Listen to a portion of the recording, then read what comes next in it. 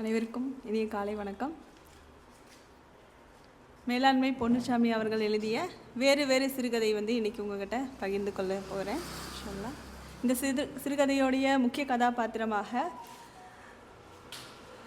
பூவனம் அப்படிங்கிற ஒரு பெண்ணை பற்றி தான் கதைகள் இந்த நகருது.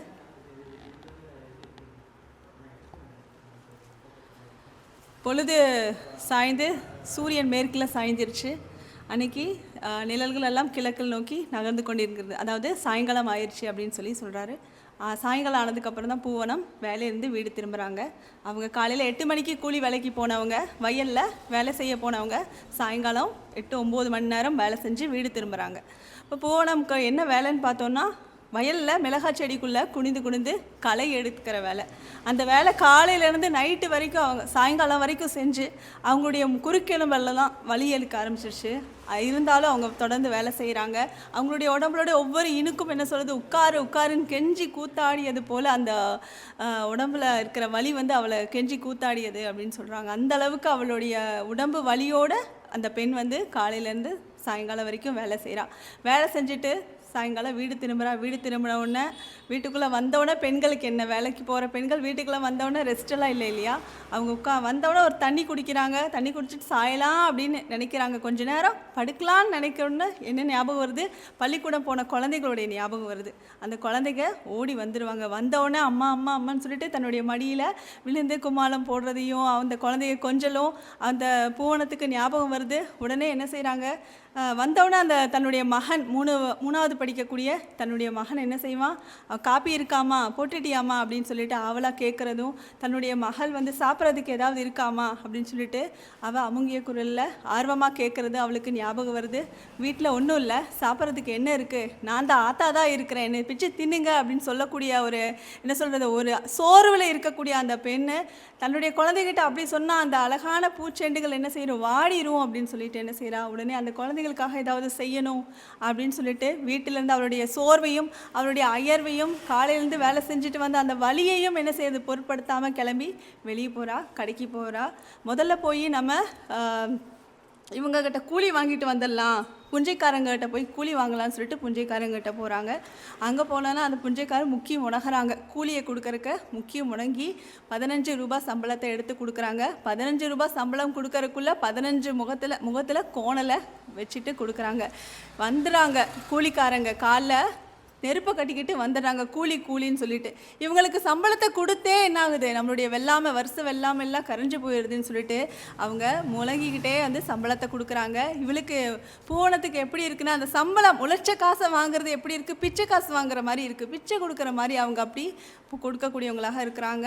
இவளுக்கு ரொம்ப அவமானமாக இருக்குது. உழைச்ச காசை கொடுக்கறதுக்கு எவ்வளோ அவங்க என்ன செய்கிறாங்க, கவலைப்படுறாங்க, ரொம்ப இதாக கொடுக்குறாங்க, கவலைப்பட்டு கொடுக்குறாங்க, சும்மாவை வேலை செய்கிறாங்க, நாங்கள் தான தர்மமாக அவங்க கொடுக்குறாங்க அப்படின்னு சொல்லி யோசிக்கக்கூடியவளாக பூவனம் இருக்கா. அந்த பெண்ணுடைய பற்றி சொல்லும்போது ஒரு தன்மானம் உள்ள ஒரு பெண்ணாக பூவனம் இருக்கிறா.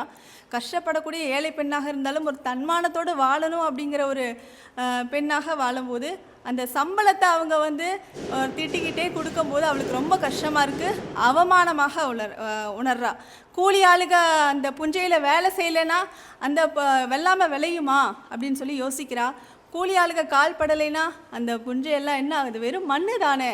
ஆனால் அந்த உடம்புக்குள்ள மனசுக்குள்ளே அப்படியே ஒரு கொதிப்பு, அப்படியே ஒரு கோபம் வருது. நம்மளுடைய சம்பளத்தை கொடுக்க இவ்வளோ யோசிக்கிறாங்களே, இவ்வளோ கஷ்டப்படுறாங்களே அப்படின்னு சொல்லி கோவம் வருது. ஆனால் அந்த கோவத்தையும் அந்த கொதிப்பையும் என்ன செய்ய முடியாது, புஞ்சைக்காரங்கிட்ட காமிக்க முடியுமா, காமிக்க முடியாது. ஏன்னா நாளைக்கு போய் வேலைக்கு அவங்களுடைய இடத்துல தான் போய் நிற்கணும், அவங்க புஞ்சையில் தான் கால் வைக்கணும், சாயங்காலம் சம்பளத்துக்கு அவங்கக்கிட்ட தான் கையேந்தி ஆகணும் அப்படின்னு சொல்லிட்டு அவருடைய தகைப்பையெல்லாம் மனசுக்குள்ளே போட்டு அப்படியே அடக்கிட்டு சம்பளத்தை வாங்கிட்டு பலசர கடைக்கு ஓடி போய் அங்கே பார்க்கும்போது அந்த கடையில் ஒரே கூட்டம், சாயங்கால வியாபாரம் அப்படி பரபர நடக்குது. நிறைய பெண்களுடைய சலசலப்பு, எனக்கு கூட உனக்கு கூடன்னு சொல்லி கடையில் கேட்டு வாங்கிட்டு இருக்காங்க. எல்லாரும் இவ்வளோ மாதிரி தான் கூலிக்கு காலையிலேருந்து சாயங்காலம் வரைக்கும் வேலை செஞ்சுட்டு சாயங்காலம் பலசரக்கு சம்பளத்தோடைய அந்த சம்பளம் வாங்கிட்டு சாமான்கள் வாங்கிட்டு போய் உடனே என்ன செய்யணும், சாயங்காலம் வீட்டு வேலையை செய்யணும். அவங்களுக்கு எல்லாருக்கும் குழந்தைங்க புருஷங்கள்லாம் சாயங்காலம் வேலையை முடிச்சுட்டு ஸ்கூல் முடிச்சுட்டு வரக்கூடியவங்களாக இருக்கிறாங்க. அப்போ அந்த கடையில் ஒரே பரபரப்பாக வியாபாரம் நடக்குது. இவளும் போய் நின்று எட்டி பார்க்குறா. கடைக்காரரும் பரபரப்பாக அவர் வேறு என்ன வேணும் வேறு என்னன்னு சொல்லி கேட்டு எடுத்து கொடுத்துட்டே இருக்கிறாரு. அப்புறம் இவன் வந்து எட்டி பார்க்குறா. எட்டி பார்க்கும்போது கடைக்குள்ளே தட்டில் கத்திரிக்காய் தெரியுது. அந்த கத்திரிக்காய் வந்து கண்ணுக்கு குளிர்ச்சியாக அவ்வளோ அழகாக இருக்கிறதா பார்க்குறா. கத்திரிக்காயை நினச்சோன்னா அவளுடைய மகன் முத்து ஞாபகம் வந்துடுது. முத்துக்கு வந்து கத்திரிக்காய் ரொம்ப பிடிக்கும். கத்திரிக்காயை சமைச்சு வச்சோன்னா என்ன செய்வான், அவன் ஓடி வந்து உட்காந்து சாப்பிடுவான். வீட்டில் அக்காவுடைய ராஜியோடைய தட்டில் இருக்கிற கத்திரிக்காய் என்ன செய்வான், எடுத்து வாயில் போட்டுக்குவான். அக்காவும் தம்பியும் அந்த கத்திரிக்காய்க்காக வாய் சண்டை போகிறதெல்லாம் அந்த கத்திரிக்காய் பார்த்தோன்னே ஞாபகம் வருது. இவளும் அந்த பலசரக்கு கடையில் சரக்கு வாங்குறா. அரிசி, கத்திரிக்காய், தேயிலை, வெல்லம், அப்புறம் முறுக்கு 4 முறுக்கு, 50 கிராம் காரா சேவுன்னு சொல்லிட்டு வாங்கிட்டு விலை எவ்வளோ ஆச்சு, கணக்கு எவ்வளோ ஆச்சுன்னு கேட்குறாங்க. இவன் கையில் இருக்கிறது 15 ரூபா, கணக்கு 16 ரூபா 60 பைசா ஆயிடுச்சுன்னு கடைக்காரர் சொல்கிறாரு. அடாத்தி இவ்வளோ ஆயிடுச்சா விலை அப்படின்னு சொல்லி கேட்குறாங்க. கத்திரிக்காய் என்ன விலை அப்படின்னு சொல்லிட்டு கடைக்காரர்கிட்ட கேட்கும்போது 1 ரூபா 20 பைசா.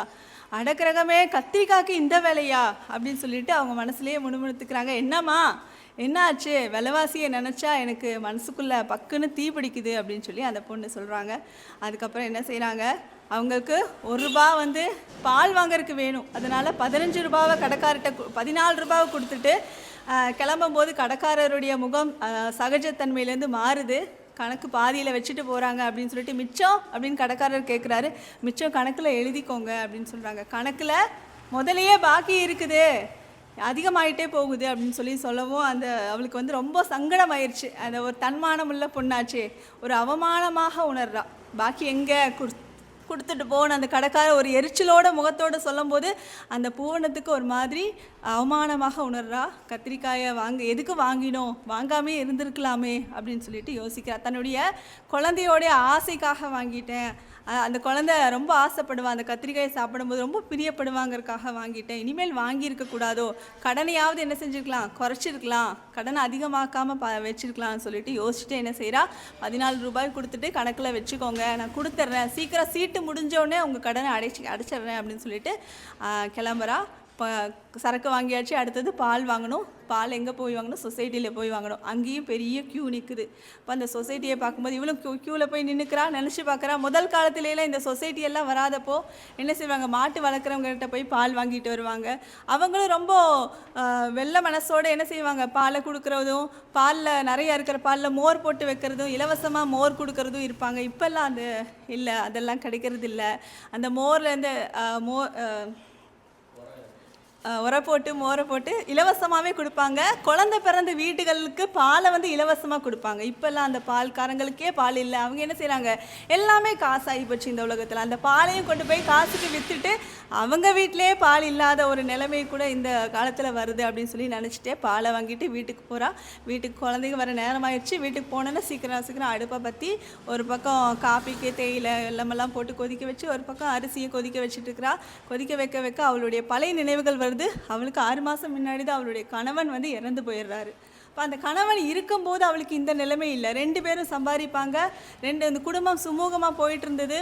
அந்த குடும்பத்தில் வர செலவு போக மிச்சம் நல்லது கெட்டது செய்கிறதுக்கு காசு இருந்தது. அவங்க கணவன் இறந்ததுக்கு அப்புறமும் எல்லா வேலையும் எல்லா செலவுகளையும் இவளே பார்க்க வேண்டியதாக இருந்ததுனால என்ன ஆகுது, அவளுக்கு ரொம்ப கஷ்டமாயிருச்சு. குழந்தைகளை அப்பா இல்லாத குறையில்லாமல் வளர்த்தணும், அவங்க ஏக்கம் இல்லாமல் வளரணும், அதுக்காக அவங்களுக்கு வேண்டியதை செஞ்சு கொடுக்கணும் அப்படிங்கிறத நினச்சி பார்க்கும்போது அவளுக்கு ஒரே அழுகையாக வந்தது. அழுகக்கூடாதுன்னு நினைக்கிறா, இருந்தாலும் அவள் கண்ணுலேருந்து கண்ணீர் வந்து விழுகுது. அப்போ அந்த கடைக்காரன் சொன்னதை அந்த ஒரு மாதிரி கேவலமாக பேசுனது வந்து அவள் மனசுக்குள்ளே நினைக்கலாம்.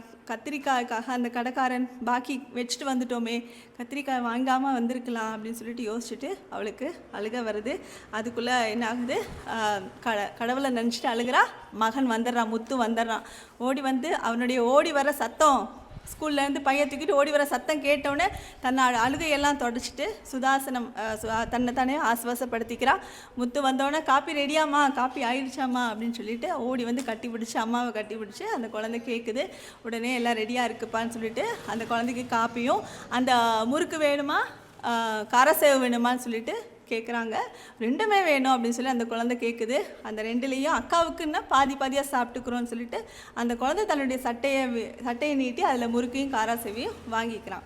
வாங்கிட்டா பாசமாக அம்மாவுக்கு எடுத்து கொடுத்து நீயும் கொஞ்சம் சாப்பிடுமான்னு சொல்லி கொடுக்குறான். அந்த குழந்தையோட பாசத்தை பார்க்கும்போது என்ன சொல்கிறது, இந்த உலகமே எப்படி இருக்குது, பாசம் இல்லாத ஒரு என்ன சொல்கிறது, அன்பெல்லாம் குறைஞ்சி போன இந்த உலகத்தில் நம்ம குழந்தை நம்ம மேலே எவ்வளோ பாசமாக இருக்குதுன்னு நினைக்கும் போது அவளுக்கு ஒரு அழுகை வருது. அந்த அம்மா அழுகிறத பார்த்து அந்த குழந்தைக்கு ஒன்றுமே புரியல. எதுக்கு அம்மா அழுகிறா, ஏன் இப்படி பண்ணுறா, நம்ம இது தானே கொடுத்தோம், ஸ்நாக்ஸ் தானே கொடுத்தோங்கிறது அந்த குழந்தைக்கு ஒன்றும் தெரிய மாட்டேங்குது. அவங்க அம்மா அழுகிறாங்க. அதுக்கப்புறம் முத்து மடமடான்னு சொல்லிட்டு என்ன செய்கிறான், காப்பியை குடிச்சிட்டு சீக்கிரமாக வெளியே கிளம்புறான். எங்கே தம்பி போகிற அப்படின்னு கேட்கும்போது நான் விளையாட போகணுமா அப்படின்னு சொல்கிறான். அப்போ அந்த அம்மா சொல்கிறா சீக்கிரம் வந்துட்டு சாப்பிடணும் அப்படிங்கும்போது இன்றைக்கி என்னம்மா சமையல் அப்படின்னு கேட்குறான். கத்திரிக்காய் சமைக்க போகிறேன்னு சொன்னோன்னா அந்த குழந்தை அப்படி கத்திரிக்காயா, அப்போ நான் விளையாடவே போகலன்னு சொல்லிட்டு ஓடி வந்து உள்ளே வந்து உட்காந்துக்கிறான். அப்போ அவள் சிரிச்சுக்கிட்டே சொல்கிறா, அட குழம்பு என்ன ஓடவா போகுது, நீ விளையாண்டு வர வரைக்கும் குழம்பு அங்கேயே தான் இருக்கும் அப்படின்னு சொல்லி சிரிக்கிறான். அப்போ தான் மனசு விட்டு அந்த எல்லா கஷ்டத்தையும் மறந்து அந்த குழந்தையோடைய வெகுளித்தனத்தை பார்த்து பூவனம் சிரிக்கிறா. பெரிய குழந்தையும் வந்துடுறா. அவளுக்கும் டீயெல்லாம் போட்டுக்கா. அந்த குழந்தை கேட்குறா, ஏம்மா சிரிக்கிறா, தம்பி ஏதாவது செஞ்சுட்டானா அப்படின்னு சொல்லிட்டு அந்த குழந்தை கேட்குது. பெரிய பொண்ணு அந்த பொண்ணுக்கிட்ட பேசிகிட்டே கத்திரிக்காவை இருக்கிறா. அந்த கத்திரிக்காய் மேலே அவ்வளோ ஒரு ஆர்வமாக இருக்கிறாங்க. அந்த கத்திரிக்காய் வந்து முத்துக்கு மட்டுமல்ல பூவனத்துக்கும் ரொம்ப பிடிச்ச காயாக இருக்குது. அந்த கத்திரிக்காயை பார்க்கும்போதே அவங்களுக்கு எச்சி வருது. அந்த அளவுக்கு அந்த கத்திரிக்காவை வந்து நேசிக்கக்கூடியவங்களாக இருக்கிறாங்க அம்மா. அந்த அம்மாவுடைய குணம்தான் அந்த குழந்தைக்கும் வந்திருக்கு முத்துக்கு. அப்போ கத்திரிக்காவை அறுக்க என்ன யோசிக்கிறா, முதல் காலத்தில் நம்மளும் எப்படி சாப்பிட்டோம் இந்த கத்திரிக்காயை வறுத்து எண்ணெயில் போட்டு வறுத்து சாப்பிட்டா அவ்வளோ நல்லாயிருக்கும். மோர் ஊற்றி சோளக்கஞ்சியை வச்சு இந்த கத்திரிக்காவை தொட்டுக்க வச்சு சாப்பிடும்போது அவ்வளோ ருசியாக இருக்கும். முதல் காலத்துலலாம் பானையில் அடுக்கி வச்சுருப்பாங்க. காய் வத்தல்கள் எல்லாம் ஒவ்வொரு பானையில் வெண்டைக்காய் வத்தல், ஒரு இல்லை கத்திரிக்காய் வத்தல் சொல்லிட்டு அடுக்கி வச்சுருப்பாங்க. இப்போல்லாம் அதெல்லாம் இல்லை. முதல் காலத்தில் வேலைக்கு போகும்போது, அந்த காலத்தில் வேலைக்கு போகும்போது அந்த கூலி வேலை செஞ்சுட்டு அந்த வயலில் செஞ்சுட்டு காய்கறியெல்லாம் உரிமையோடு எடுத்துகிட்டு வந்துடுவோம். அந்த புஞ்சக்காரங்கெல்லாம் எதுவுமே சொல்ல மாட்டாங்க, எடுத்துகிட்டு போமா போய் பிள்ளைகளுக்கு சமைச்சு கொடுங்கன்னு தான் சொல்லுவாங்க. ஆனால் இந்த காலத்தில் எல்லாமே காசாகி போச்சு, எல்லாமே விலைவாசி ஏறிடுச்சு, எல்லாமே காசாகிருச்சு. எதையுமே வந்து உரிமையாக எடுத்துக்க முடியாது. யாருக்கும் பந்தம் பாசம் எல்லாம் என்ன ஆயிடுச்சு, வெறும் ஏட்டோடு ஆயிடுச்சு.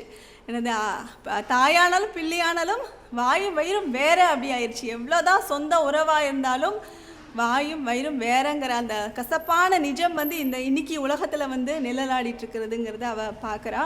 எல்லாமே கூலி 15 ரூபா, அதுக்கு மேலே எதுவும் இல்லை. சொந்தம் பந்தம் பாசமெல்லாம் அடுத்தது. உறவுகளாக என்ன ஆயிடுச்சு, அம்மனமான பைசா உறவு அப்படின்னு சொல்லுவாங்க. வெறுமனே பேருக்கான உறவாக ஆயிடுச்சு அப்படின்னு சொல்லிட்டு அவள் யோசிச்சுட்டே என்ன செய்கிறா, சமைச்சு அந்த தன்னுடைய குழந்தைகளுக்கு போடுறா. அடுத்த நாள் ஆயிடுது. அடுத்த நாள் அவளுடைய அத்தை மாரியம்மாள் அவங்களுடைய புஞ்சையில் போய் வேலை செய்யணும். அவங்க வந்து 5 நாள் அலைஞ்சு புஞ்சைக்கு வந்து வேலை செய்யறதுக்காக கூப்பிட்டுட்டே இருக்கிறாங்க பூவனத்தை. பூவனத்துக்கும் வேலை கரெக்டாக இருக்கிறனால போக முடியல. அடுத்த நாள் அவங்களுடைய மாரியம்மாளுடைய அத்தையோடைய புஞ்சையில் போய் மிளகாயோடைய செடிக்கு வந்து உப்பு உரம் வைக்கிறக்கூடிய வேலையாக இருக்குது. அந்த வேலைக்கு 5 நாளாக வந்து கெஞ்சி கூத்தாடி அவங்க அத்தை ஒரு வழியாக பூவனத்தை சம்மதிச்சுட்டு வரேன்னு சொன்னதுக்கப்புறம் தான் அவங்க நிம்மதியாக போகிறாங்க. பூவனம் காலையில் கிளம்பி 2 பெண்களோடு சேர்ந்து அந்த அத்தையோடைய மிளகாய் செடி போய் உரம் வைக்கிற வேலையை போய் செய்கிறாங்க. இப்போ அங்கே பார்க்கும்போது வனப்பில் 2 பக்கமும் என்ன விளைஞ்சிருக்குன்னா கத்திரிக்காய் விளைஞ்சிருக்கு. அத்தையோடைய வரப்பில் கத்திரிக்காய் அவ்வளோ அழகாக புசு புசுன்ட்டு அந்த டிசம்பர் பூ கலரில் அவங்க பார்க்கும்போது அப்படியே ரசிக்கிறாங்க. அந்த கத்திரிக்காவை ரசித்து என்ன செய்கிறாங்க, போகும்போது வேலை முடிஞ்சு போகும்போது 4 கத்திரிக்காவை எடுத்துகிட்டு போயிடணும். என்ன அத்தையோடைய இது தானே, புஞ்சை தானே, எடுத்துகிட்டு போயிடலாம். கடன்காரன் என்ன சொல்கிறது, கடன் பாக்கியாவது குறையும், அங்கே போய் வாங்க வேண்டியதில்லை, கத்திரிக்காவை எடுத்துகிட்டு போயிடலாம்னு நினச்சிட்டே சந்தோஷமாக வேலை செய்கிறாங்க. வேலை முடிஞ்சுட்டு புஞ்சைக்காரங்கிட்ட போய், அதாவது அவங்க அத்தைக்கிட்டே போய் சம்பளம் வாங்கறதுக்காக நிற்கிறாங்க. கத்திரிக்காவை எடுத்துகிட்டு போய் நிற்கிறாங்க. அப்போ அவங்க அத்தை வந்து சிரிச்சுட்டே 15 ரூபா சம்பளம் கொடுக்குறாங்க. சிரிச்சுட்டே பொதுவாக என்ன சொல்கிறாங்க, கூலி ஆளுங்க 5 பைசா குறைச்சி சம்பளம் வாங்குறதில்ல, அடித்து கேட்குற மாதிரி சம்பளத்தை கேட்டு வாங்கிட்டு போகிறாங்க. அது மட்டும் இல்லாமல் வரப்பில் இருக்க காய் கனியிலையும் கையை வச்சிடுறாங்க அப்படின்னு சொல்லிட்டு சொல்கிறாங்க.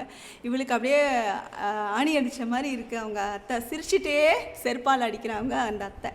அப்புறம் இவங்க என்ன செய்கிறாங்க, ஏன் அத்தை அதனால் என்ன, கூலி நம்ம வரப்பில் வேலை செய்கிறவங்க தானே, ஒரு 4 காய் எடுத்துகிட்டு போனால் என்ன அப்படின்னு சொல்லி கேட்கும்போது, அது என்ன வரப்பில் வர காயெல்லாம் சும்மாவாக வருது, எடுத்து கொடுக்குறக்கு எல்லாத்துக்கும் உரம் போடணும், எல்லாத்துக்கும் விளைய வைக்கிறதுக்கு எவ்வளோ செலவு பண்ணுறோம், அந்த காயும் காசு தானே, காசு மட்டும் எடுத்தால் திருட்டு களவாணின்னு சொல்கிறோம், அப்போ அந்த காய் எடுத்தாலும் அதுவும் களவாணித்தனம் தானே அப்படின்னு சொல்லிட்டு அவங்க சொல்கிறாங்க அவங்க அத்தை. அதை கேட்கும்போது பூவனத்துக்கு செத்து போயிடலான்னு போல் தோணுது.